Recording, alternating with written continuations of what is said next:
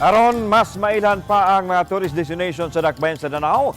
Labing una nga Danao City Tourism Summit ang gipahigayon. Ang detalye sa report ni Femari Dumabok. Usa sa ilang gipalaila ang bag-ulang gibuksan nga Tausan Mangrove Forest Eco Park. Diin may 12 kadaglaing klase sa mangroves ang makita sa maong dapit.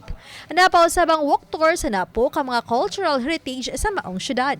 Ang nabantog na usab niini nga Danazan Eco Park. Anapay culinary tourism kun ang lamian nga mapagkaon nga nailalang sa Danao City. Nagkarayang tourism stakeholders ilabi na mga tinun-an ang nisalmot sa maong tourism summit. I want also to show people kay nagsunod-sunod manggod ang atong mga event. And then there are a lot of people, international, local, na curious na nganong karon pa man si Danao. So, and then ang kaning sa atong mangrove, we've been doing this for quite some time. Di ba gini nato ma-registered until we know what is there and how to go about. By focusing on sustainability, we protect our environment, support local communities, and create a long-term economic benefits. Ilaw sab gipaila ang Danao City isip usa unya ka international sports and adventure tourism sa Sugbo.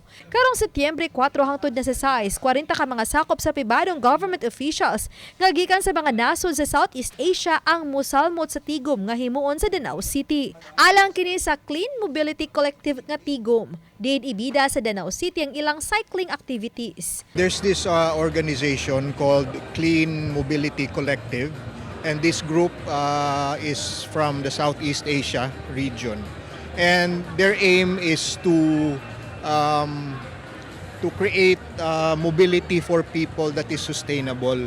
One of this is kaning cycling, okay, and Danao City is very well known for cycling.